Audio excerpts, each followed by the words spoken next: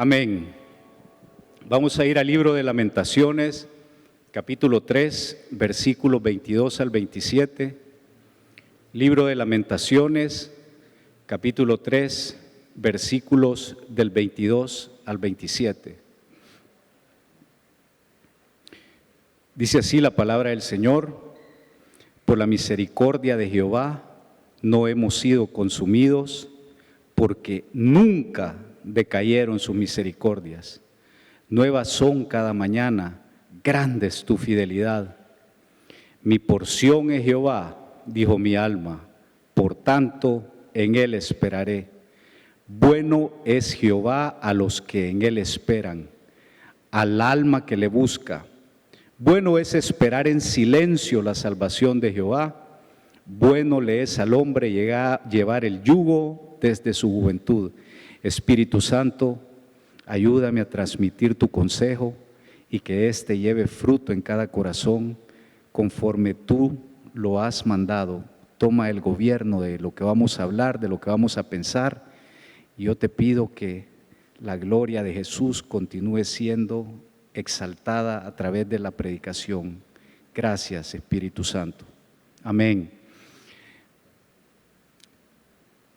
Vamos a ministrar esta tarde sobre el tema a tener presente durante la prueba. En otras palabras, ¿qué es lo que debemos de tener presente durante la prueba? El libro de Lamentaciones fue escrito por el profeta Jeremías. Jeremías fue un hombre de Dios que inició su ministerio a la edad muy joven. Algunos teólogos creen que él tenía aproximadamente 21 años cuando empezó su ministerio, y al Señor lo llamó de una manera bastante firme y rigurosa. El llamado aparece en Jeremías 1:7, luego que el Señor lo llamó a profetizar en un tiempo donde para ser profeta había que ser realmente valiente, pues el cuello estaba de por medio. Cuando lo llama en Jeremías 1:7 dice que contesta Jeremías, y yo dije, Señor Jehová, he aquí no sé hablar porque soy niño. Y me dijo Jehová, no digas soy un niño, porque a todo lo que te envíe irás tú y dirás todo lo que te mande. Conforme el Señor se lo dijo en esa ocasión, fue enviado a profetizar a la nación de Judá, aproximadamente en el año 620 a.C. La nación de Judá tenía unos 350 años de existencia. De forma permanente se habían rebelado contra Dios. A través de muchos profetas Dios les había llamado al arrepentimiento, les había pedido que dejaran toda la idolatría, todo el paganismo, toda la corrupción judicial en que vivían, toda la inmoralidad. Sin embargo, no quisieron oír, y la hora del cumplimiento del juicio de Dios sobre la nación se acercaba. En ese sentido, el profeta fue enviado a hablarle no solo al pueblo, sino que hablarle también al rey y los gobernantes y decirles lo siguiente: el juicio de Dios se va a cumplir, los babilonios van a venir a la ciudad, van a tomar a la ciudad, van a destruir la ciudad, y usted, señor rey, lo que tiene que hacer junto con todo el pueblo es entregarse, porque es castigo de Dios, y si no se entrega, lo que va a pasar es que muy probablemente va a morir y la gente va a ser llevada a Babilonia de una forma bien violenta. Empezaron a acusarlo de traidor por esto, de infiltrado de los babilonios. La cúpula político-militar se ensañó con él a tal punto que en una ocasión lo tomaron preso y lo fueron a tirar en una cisterna llena de lodo para que se muriera ahogado. Cuenta la narración que el mismo profeta hace, que ya había empezado a ingerir lodo, se estaba ahogando, iba a morir de esa manera tan cruel. Sin embargo, por misericordia del Señor fue sacado de ahí. Pero en esas circunstancias escribió el libro de Lamentaciones, y el libro de Lamentaciones tiene dos temas. Primero, el llanto, el lamento del profeta Jeremías por el juicio tan terrible que venía sobre la nación de Judá, por lo que iba a significar la invasión de los babilonios, por lo que iba a significar la destrucción del templo de Jerusalén y la llevada cautiva de un pueblo entero a Babilonia. pero aparte de hablar de la dureza del castigo, también Él exalta la misericordia de Dios en medio de esas circunstancias para aquellos que tomaron la decisión de rendirse a Jehová y de aceptar los mandatos, de aceptar lo que Jehová había determinado para la nación, y eso es lo que el profeta exalta. En ese sentido nos da una pauta de qué es lo que debe de hacer el cristiano cuando se encuentra pasando una situación difícil, cuando nos encontramos pasando esas pruebas que de repente vienen a nuestra vida de forma no anunciada, cuando muchas veces todo parece marchar bien, de repente empezamos a sentirnos mal, o un pariente nuestro empieza a sentirse mal, vamos donde el médico, ordena una serie de exámenes y viene el diagnóstico, y es un diagnóstico tremendo. En esas circunstancias, cuando somos llamados a la oficina del jefe y nos dice que ya no se requiere más de nuestros servicios, o en esas circunstancias cuando debido a los dolores que hemos experimentado en la juventud, nuestra alma empieza a sentirse agobiada, triste, no le encontramos razón de ser a la vida, en fin, en cualquier circunstancia que nosotros estemos pasando, en cualquier circunstancia de tribulación o prueba, esta porción de la Escritura nos deja 4 mensajes muy esperanzadores que si nosotros nos aferramos a ellos, vamos a ver la gloria de Jehová como la vio el profeta Jeremías en su momento. Y el primer mensaje en medio de la prueba es que tenemos que aprender a valorar y aferrarnos de la misericordia de Dios. Versículo 22 dice así: por la misericordia de Jehová no hemos sido consumidos, porque nunca decayeron sus misericordias. Nuevas son cada mañana, grande es tu fidelidad. La raíz hebrea de la palabra misericordia significa piedad, clemencia. En otras palabras, lo que estaba diciendo el profeta Jeremías es: Jehová, tú eres sumamente piadoso, tú eres sumamente clemente. Y cuando nosotros nos vamos a la palabra de Dios, nos vamos a dar cuenta que ya en el capítulo 3 del libro de Génesis, en la 6ª o 7ª página de la Biblia, empezamos a ver la tremenda misericordia y piedad de Dios para el hombre.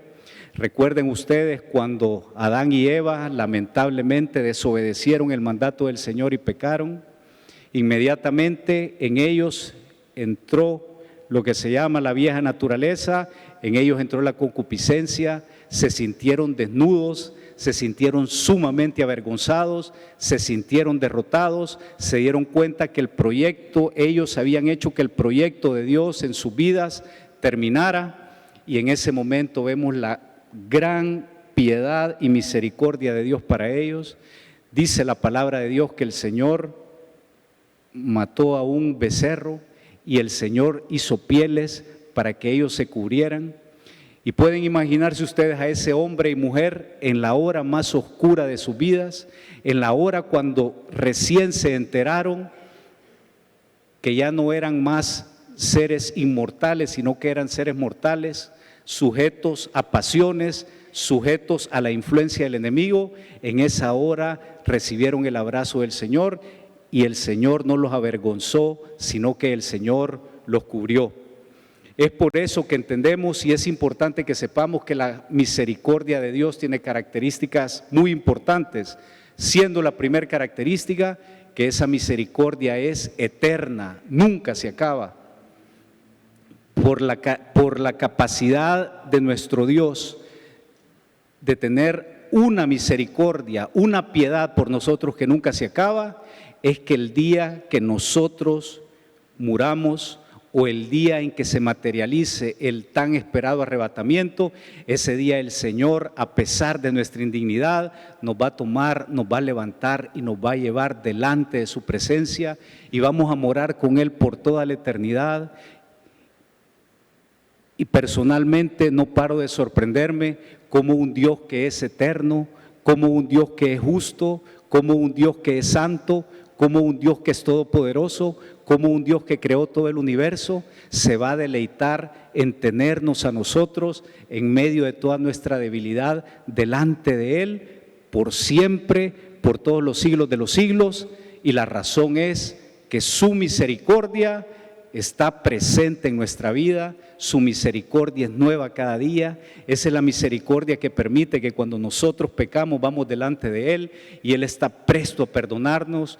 Cuando por los azares de la vida hemos perdido el horizonte espiritual, Él siempre nos va a tratar como el hijo pródigo, y ahí donde nosotros nos encontremos perdidos, ahí donde nosotros nos encontremos olvidados por el pecado, hasta ahí va a llegar el brazo piadoso del Señor a través de su Espíritu Santo y nos va a venir a recoger, nos va a venir a traer y nos va a venir a llevar a su misericordia. La expresión máxima de la misericordia de Jehová la encontramos en la mismísima persona de Cristo. Dice en la epístola a los Romanos capítulo 5 versículo 8: mas Dios muestra su amor para con nosotros en que siendo aún pecadores, Cristo murió por nosotros. Por eso que hemos estado exaltando y glorificando el nombre de Jesús toda esta tarde. Pensemos lo siguiente: cuando el Señor Jesucristo iba camino del Gólgota, cuando el Señor Jesucristo iba cargando esa cruz, después de haber sido maltratado, torturado de la forma más feroz durante una noche, Él nos tenía en mente a usted, me tenía en mente a mí, y en su omnisciencia Él estaba viendo nuestro pecado futuro, estaba viendo nuestras iniquidades 2000 años más adelante. Y yo creo que cada vez que Él veía esas iniquidades, lo que hacía es esmerarse más para cargar esa cruz y tratar de llegar más rápido al Gólgota, porque se daba cuenta que era necesario e indispensable que Él diera su vida para que nosotros pudiésemos tener una esperanza, no solo una esperanza de perdón de pecados, sino que para que nosotros pudiéramos tener una esperanza también para vivir una vida nueva y para que nosotros pudiésemos tener una esperanza de salvación. Lo que Cristo hizo en esa cruz es la señal más evidente de la piedad de Dios para cada uno de nosotros, y es importante que día tras día nosotros valoremos y aprendamos a valorar lo que ahí sucedió. Cuando nosotros llegamos a darle la gloria a Jesús, porque Él caminó ese camino hacia la muerte, porque Él no escatimó dar su vida por cada uno de nosotros. Cuando nosotros valoramos eso, surge de lo más profundo una gratitud, un deseo de agradecimiento, y entonces podemos decir, como decía el profeta Jeremías: por la misericordia de Jehová es que nosotros no hemos sido consumidos, porque nunca decayeron sus misericordias. La buena nueva esta tarde es que Cristo está vivo. Dice que Cristo está sentado a la diestra del Padre. ¿Cómo se llama el lugar? ¿Cómo se describe el lugar donde habita Cristo y donde habita nuestro Dios? Se describe como el trono de la gracia. Y a ese trono de la gracia es donde nosotros podemos ir en la hora más oscura, en esa hora en donde sentimos que el peso de la prueba nos abruma, en esa hora donde sentimos que la esperanza se está yendo, en esa hora donde sentimos que el dolor es tan grande que ya no podemos más. En ese momento vamos delante de la presencia de Jesús, y ese Cristo que murió, ese Cristo que resucitó, ese Cristo que ascendió y que está sentado a la diestra del Padre, inmediatamente va a enviar a su Espíritu Santo y vamos a empezar a sentir consuelo, vamos a empezar a sentir fortaleza, vamos a empezar a sentir que la gracia de Dios nos llena, y el Espíritu Santo va a hacer realidad la promesa de Jesús. ¿Cuál es esa promesa? En medio del dolor de nuestro interior van a empezar a fluir ríos de agua viva, y va a surgir una palabra de agradecimiento, y esa situación que parecía ser oscura, el Espíritu Santo va a hacer que nuestro lamento se convierta en baile. Lo que Cristo hizo en la cruz debe de ser valorado día a día, y lo que Cristo hizo en la cruz debe de ser valorado aún más cuando nosotros nos encontremos en una circunstancia que parece va a pasar por encima de nosotros. Cuando nosotros no veamos salida, en ese momento vamos a volver a ver a Cristo, y lo que vamos a encontrar es que se abren puertas de gracia, puertas de victoria, y aquello que se ve oscuro por la misericordia de ese Cristo que vive, va a empezar a verse iluminado, porque el Espíritu Santo va a estar presente, y donde esté el Espíritu de Dios se cumple una promesa y siempre va a haber libertad. Así que siempre recordemos, la misericordia de Jehová es nueva cada mañana, y esa misericordia está presente en la persona de Cristo. Lo segundo a recordar en un momento de prueba muy difícil es que Jehová, a través de su Hijo, ha establecido una gran alianza con cada uno de nosotros. Versículo 24 del capítulo 3 del libro de Lamentaciones. Mi porción es Jehová, dijo mi alma, por tanto en Él esperaré. La palabra porción quiere decir mi patrimonio. Lo que yo poseo es Jehová. Muchas veces la gran mayoría de los seres humanos se esmeran toda la vida en formar un patrimonio monetario. Los seres humanos trabajan fuertemente por llegar a tener 1, 2, 3 casas. Hay personas en este mundo que tienen tanto dinero que ni siquiera 300 generaciones después de ellos se lo pueden acabar. ¿Cuál es el único problema? En algún momento, entre los 75 y 90 años, su cuerpo va a morir, su alma va a ir delante de la presencia de Dios y va a haber que dar cuentas. Pero cuando nosotros decimos no, la verdad es que mi patrimonio es Cristo. Cuando yo digo lo que yo tengo realmente, lo que define quién soy, lo que me llena de esperanza cada día, lo que me fortalece es Jesús, entonces lo que va a pasar es que inmediatamente va a surgir en nosotros un deseo de gritar lo que decía el rey David, el salmista, en el Salmo 73, versículo 25, dice: ¿a quién tengo yo en los cielos sino a ti? Y fuera de ti nada deseo en la tierra.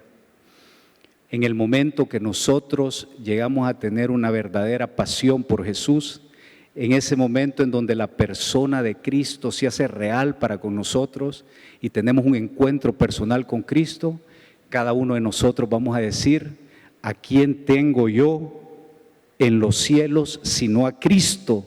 Y fuera de Cristo nada deseo en la tierra. Y lo que va a surgir en ese momento es que inmediatamente sobre nuestra vida va a venir una sensación de paz y una sensación de gozo. ¿Qué es la paz? La paz es ese sentimiento de reposo aún en medio de la tormenta más difícil. La paz es ese sentimiento de que la presencia del Espíritu Santo está ahí, de que Dios está morando en nuestros corazones, aun y cuando nosotros no le veamos salida a ninguna circunstancia. Quiero ejemplarizarles qué es la paz. El apóstol Pablo estaba preso en una mazmorra terrible ahí en Roma. El emperador Nerón había decidido matarlo. Sin embargo, el apóstol, mientras estaba preso, llamó a su escribiente y empezó a redactar a través de su escribiente la epístola que le envió a los colosenses. Y en esa epístola que le envió a los colosenses, en el capítulo 3, dice algo que es llamativo dada su situación, y dice: en Cristo habita corporalmente la plenitud de la deidad y en Él estamos completos. Pueden imaginarse un hombre sobre quien había caído ya el destino, sobre quien había caído la furia y sobre quien había caído la arbitrariedad del Imperio Romano, diciendo: en Cristo habita la plenitud de la deidad y en Él estoy totalmente completo. Eso es lo que sucede cuando nosotros hemos establecido una alianza con Cristo. ¿Y en qué consiste esa alianza con Cristo? Esa alianza con Cristo consiste en que yo llego a un punto en mi vida en donde le digo: Señor Jesús, yo te suplico que tú te conviertas en mi Señor, y si hay cualquier señal de idolatría en mi corazón, yo inmediatamente renuncio y traigo esos ídolos al pie de la cruz para que solo el Señor Jesús gobierne mi vida. En el momento en que el Señor Jesús gobierne a mi vida, surge un gran milagro y entonces yo empiezo a darme cuenta de lo que es una vida y de lo que es una vida abundante. Mientras Cristo no sea el que está gobernado en ese trono que se llama alma, mientras Cristo no es el que yo he entronizado en lo más profundo de mi ser, en ese entonces a veces tengo una vida abundante, pero a veces siento que mi avión va para abajo, va cayendo, ha entrado en barrena, de repente me pongo a orar, el Espíritu Santo me levanta, pero otra vez empiezo a caer. Pero en el momento en que nosotros llegamos al pie de la cruz y nosotros le decimos, Señor Jesús, lo único que me importa en la vida eres tú, en ese entonces vamos a sentir que nosotros tenemos un avión que siempre va en trayectoria ascendente y ese avión no lo detiene nada, ni la turbulencia más fuerte lo puede tocar. Aún en las circunstancias más difíciles vamos a sentir que nuestra vida tiene propósito y vamos a estar convencidos que vale la pena vivir. Y yo quiero en esta tarde dejarles un pensamiento, y ese pensamiento es: con Cristo la vida vale la pena vivirse. Si nosotros no hacemos del Señor Jesucristo nuestro Rey y Señor, más tarde que temprano vamos a llegar a un momento en donde vamos a empezar a cuestionarnos cuál es el sentido de la vida. Nos vamos a dar cuenta que estamos dando vuelta en círculos, y esa vuelta en círculos es: nos levantamos todos los días para ir a un trabajo que muchas veces es sumamente difícil, regresamos a la casa extenuados, nos acostamos, el siguiente día nos levantamos, el fin de semana vamos a pagar las deudas, el domingo venimos a la iglesia, pero el lunes caemos otra vez en la rutina, y es una rutina espiritualmente agotadora. Pero cuando el Señor Jesús viene a sentarse en el centro de nuestra vida, entonces el Espíritu Santo nos llena de gozo, el Espíritu Santo nos llena de paz, el Espíritu Santo nos da la victoria y empezamos a sentir deseo de servirle al Señor, y se abre nuestra mente y vemos propósito, y un propósito glorioso aún y cuando nos encontremos en la hora más oscura de nuestra vida. El tercer punto que nosotros debemos de recordar en la prueba es el valor de la espera. Esperar es el vínculo entre la misericordia de Dios y el milagro. Nosotros vivimos en la época del mundo express, ¿verdad? El café es express. Si nosotros queremos hacer una transacción bancaria, ya no vamos a hacer cola, sino que la hacemos desde aquí en 3 minutos. Si nosotros queremos ver una película, pues entonces solo sacamos el teléfono. Muchas veces eso impide que llevemos una vida de oración, pero ese no es el tema. El punto es que en el mundo espiritual funciona totalmente diferente. Dios, a través de las circunstancias difíciles, quiere moldear carácter en cada uno de nosotros. ¿Y qué es carácter? Dios quiere fomentar la fe, quiere fomentar la templanza, y muchas veces cuando somos demasiado orgullosos, también quiere fomentar la humildad y quiere fomentar la mansedumbre. Y el Señor trabaja en su tiempo. La velocidad del Señor es la velocidad perfecta.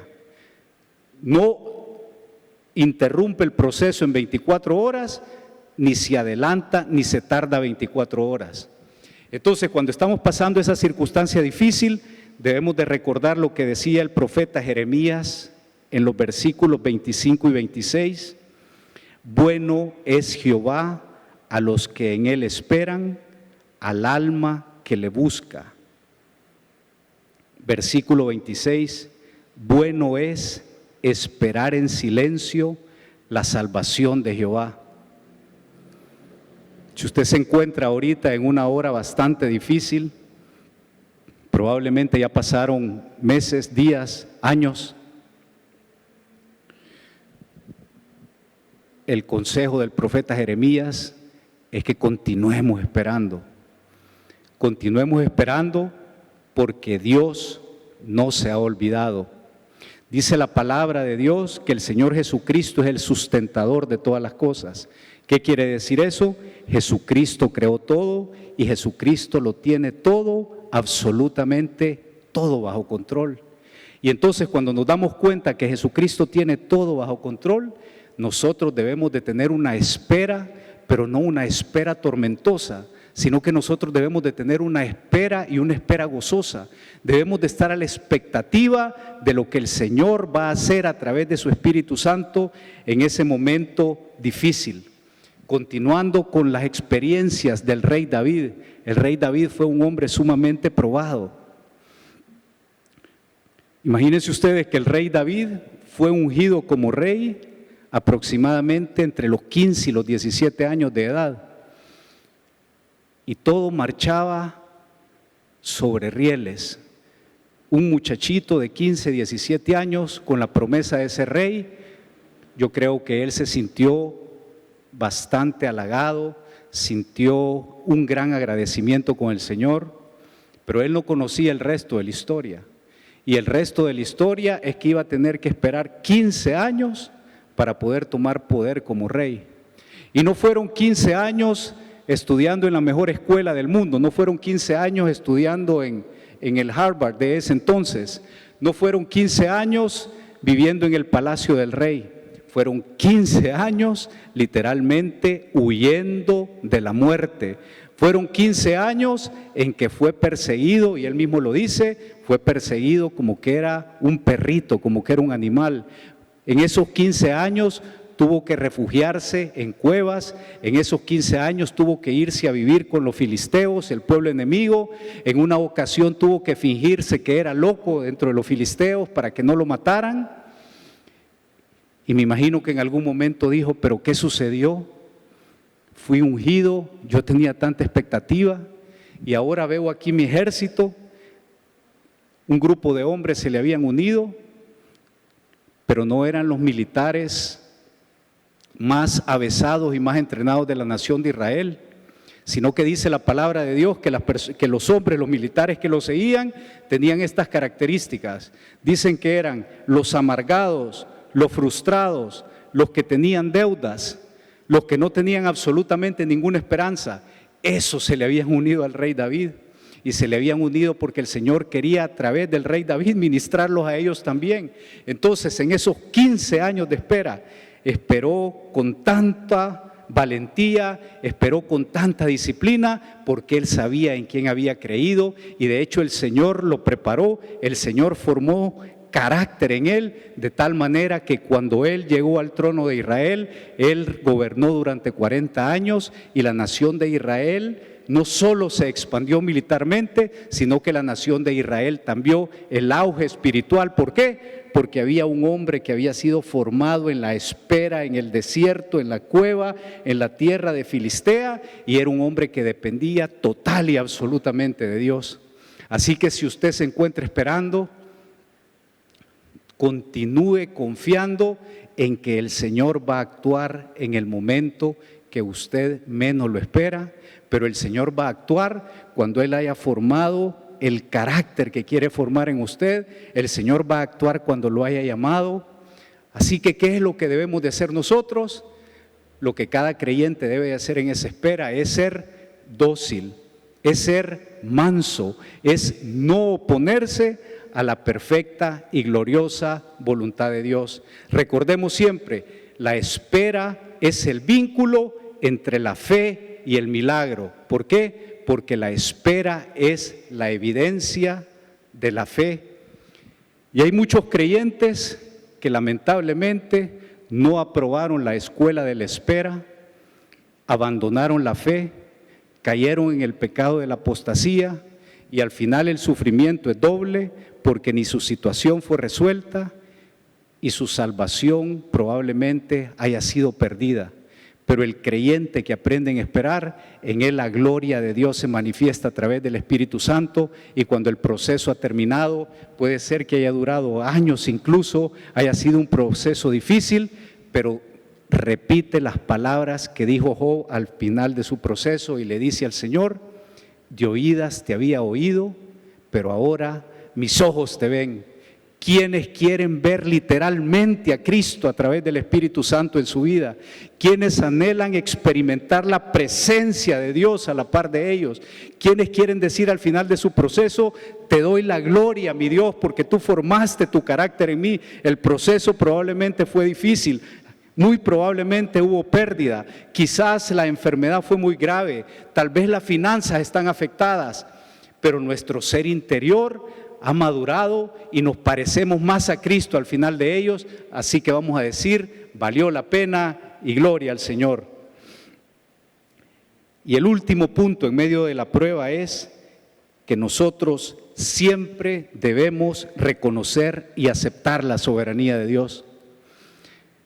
Esta es una de las circunstancias más difíciles para los cristianos, aceptar los designios de Dios.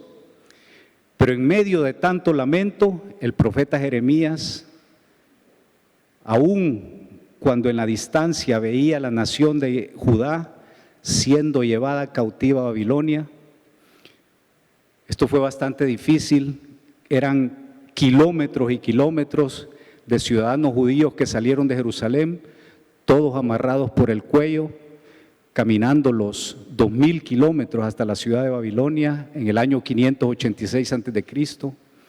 Y el profeta veía eso, pero cuando lo veía, hablaba por medio del Espíritu Santo y decía lo siguiente, Lamentaciones 3, versículo 37, y este es un versículo que todos lo debemos de saber o tener subrayado y tener en el radar. Dice, ¿quién será aquel que diga que sucedió algo que el Señor no mandó? Lo voy a leer de nuevo. ¿Quién será aquel que diga que sucedió algo que el Señor no mandó? Dicho en otras palabras, ¿quién puede decir que en su vida ha pasado algo que no estaba dentro de los planes de Dios? ¿Quién puede asegurar que aquella circunstancia que sucedió se le escapó el control de Dios? Muy por el contrario, queridos hermanos, absolutamente todo lo que ha pasado en nuestra vida, incluso desde antes que conociéramos a Cristo como nuestro Señor y Salvador, todo se enmarcó dentro del proyecto de Dios para nuestra vida y todo estuvo absolutamente controlado por su soberanía. Nosotros estamos aquí en esta tarde a las 4 de la tarde porque Cristo sabía que íbamos a venir aquí, Cristo permitió que estemos aquí y la situación que estamos viviendo ahorita está total y absolutamente bajo el gobierno del Señor Jesús. Así que si nos está yendo bien, démosle gloria a Él. En ningún momento vayamos a atribuirnos nosotros ningún mérito en aquello que hemos logrado. Todo lo ha logrado el Señor Jesús. Y si estamos pasando una circunstancia difícil, entonces venimos y descansamos porque el Señor Jesucristo lo ha permitido en su soberanía y Él lo tiene todo, absolutamente todo bajo control. ¿Pueden imaginarse ustedes los israelitas cuando la nación, los babilonios rodearon Jerusalén? Cada vez que una nación extranjera rodeaba una ciudad, era una circunstancia tremendamente terrible porque a esa ciudad no entraba absolutamente nada de alimento y nada de agua. En muchas ocasiones, cuando una ciudad era rodeada, lo primero que surgía era el canibalismo porque no había nada que comer. Hasta que en un momento dado, la moral de la ciudad estaba bastante por el suelo y los babilonios, haciendo uso de plataforma, entraron a la ciudad, quemaron a la ciudad. La nación fue llevada cautiva. En esa cautividad viajó uno de los grandes profetas, quizás el más grande profeta del Antiguo Testamento, el profeta Daniel. Para un judío temeroso de Dios como Jeremías, aceptar eso era sumamente difícil. A ellos se les habían enseñado que eran hijos de Abraham y que nada les iba a pasar. Era una enseñanza doctrinalmente falsa, porque la verdad es que el Señor les había ofrecido en el libro de Deuteronomio cobertura, siempre y cuando ellos obedecieran el mandato de Dios, adoraran al único Dios verdadero, le sirvieran, pero eso nunca lo hicieron. Sin embargo, en esa circunstancia, dice el profeta, nada, absolutamente nada, escapa al control de Dios. Y esa es una palabra que el Señor tiene para ustedes en esta tarde. Si está pasando una circunstancia difícil, nada escapa al control de Dios. El Espíritu Santo se está moviendo, aunque usted no lo vea. El Espíritu Santo está actuando en su interior y de una manera sobrenatural el milagro va a suceder. Los milagros suceden de 3 formas. El Señor nos dice sí, el Señor nos dice no, pero es un no porque yo quiero obrar en ti, y el Señor nos dice espera. Así que alguna de las 3 respuestas hay para ustedes, pero si están pasando una circunstancia de prueba, recordemos cuán enorme es el alcance de la misericordia de Dios. Recordemos que Jehová quiere establecer una alianza profunda con nosotros. Recordemos también que esperar es el vínculo entre la fe y el milagro, y recordemos que nada, absolutamente nada, escapa a la soberanía de nuestro Dios. Vamos a orar. Es probable que usted esté pasando una circunstancia difícil. Vamos a orar por usted, vamos a orar por su vida y vamos a pedir la intervención sobrenatural del Espíritu Santo, poniendo nuestra fe en la persona de Cristo. Pero antes de eso, los voy a invitar a que inclinemos nuestro rostro. Si entre nosotros hay alguna persona que no ha experimentado un arrepentimiento genuino, profundo en su vida, y en este momento el Espíritu Santo le está diciendo, es el momento de venir a la presencia de Jesús, arrepentirte de tus pecados, para que tus pecados sean perdonados, para que tú nazcas de nuevo y tú puedas experimentar la misericordia de Dios de manera permanente en tu vida. Si el Espíritu Santo le está diciendo, este es el momento, recibe a Cristo como tu Señor y Salvador, yo quisiera invitarlo para que levante su mano. Si entre nosotros habrá alguna persona que necesita recibir a Cristo, que quiere experimentar el verdadero perdón de sus pecados, que quiere experimentar una nueva vida y que necesita la intervención divina a su favor, yo le invito a que levante su mano. ¿Habrá alguien entre nosotros que quiera aceptar a Cristo? Vamos a orar por usted, le vamos a dar una literatura. Dice la palabra de Dios que con el corazón nosotros creemos para justicia, pero con la boca confesamos para salvación. Si el Espíritu Santo está tocando su corazón, yo le invito a que levante su mano. ¿Habrá alguien entre nosotros que quiere aceptar a Cristo como su Señor y Salvador en esta tarde? Levante su mano. Bueno, todos somos de casa, pero vamos a hacer otra invitación. Si usted está pasando una circunstancia difícil esta tarde, vamos a orar por usted. Y el Espíritu de Dios va a actuar de una manera sobrenatural en su vida. Y lo primero es que en su interior va a sentir la misericordia de Dios fluyendo. Si usted está pasando una situación difícil, yo lo invito a que se levante, que se ponga de pie y vamos a orar por usted ahí donde está. Puede levantarse, amén, Dios la bendiga, hermano. Si alguien más, pongámonos de pie, es un acto de fe delante de nuestro Señor. Es un acto, nosotros estamos diciendo al ponernos de pie, yo creo que el Señor va a actuar a mi favor. Así que vamos a orar, vamos a venir delante de la presencia de nuestro Dios y le vamos a decir: bendito Padre Celestial, te damos gracias porque tú estás en el cielo sentado en el trono de gloria. Gracias, Señor, porque tú estás gobernando de manera poderosa ahí, Padre.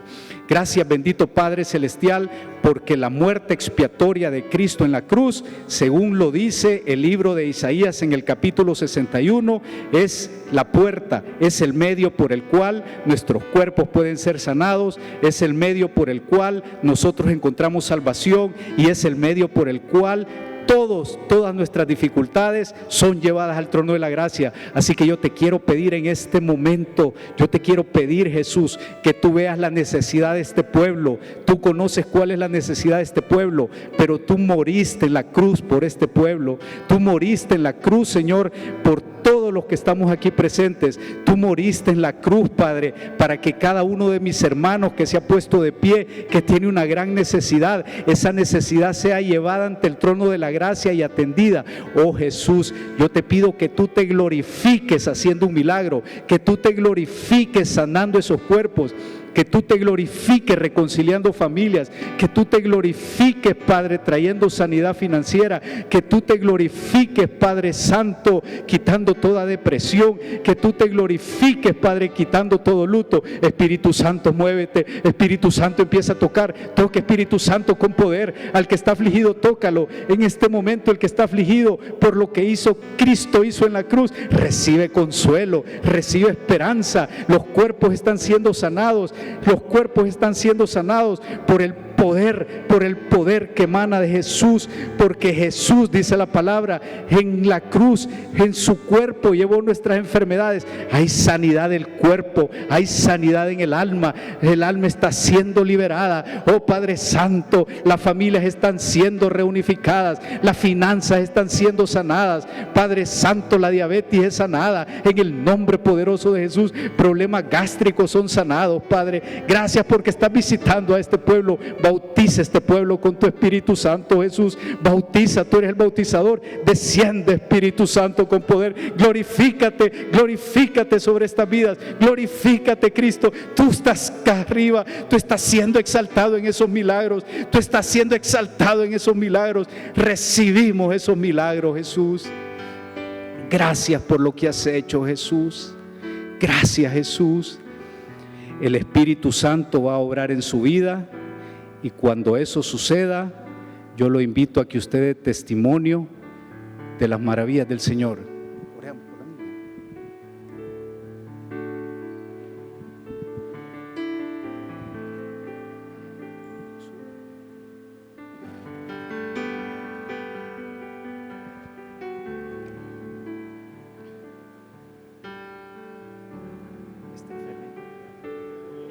Amén.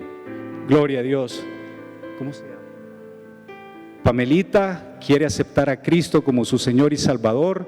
Le damos la gloria a Dios por el milagro que ha hecho en esta niña. Yo les pido que por favor extiendan su mano y vamos a orar por ella. Bendito Padre Celestial, gracias te damos, Señor, porque tú has venido sobre esta niña. Gracias, Jesucristo, porque tú has tocado este corazoncito. Gracias, Espíritu Santo, por lo que tú vas a hacer. Yo te pido que tú dirijas esta vida por los siglos de los siglos, que cuando crezca esta niña se convierta, Padre, en una mujer de Dios, una mujer que predique tu palabra, Señor, que tú bendigas cada paso de su vida. Y Espíritu Santo, llénala. Espíritu Santo, bautízala, Espíritu Santo, bautízala, dale nuevas lenguas. Esta vida se levanta para la gloria de Jesús. Exaltado sea el nombre de Cristo por los siglos de los siglos. Amén y amén. Que Dios te bendiga, hijita. Amén. Gloria a Dios.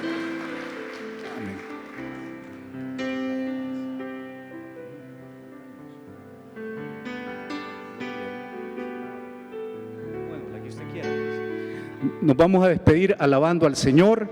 Recordemos, hemos clamado y el Espíritu Santo se va a mover en medio de nosotros. Así que sí, que cantémosle a nuestro Dios.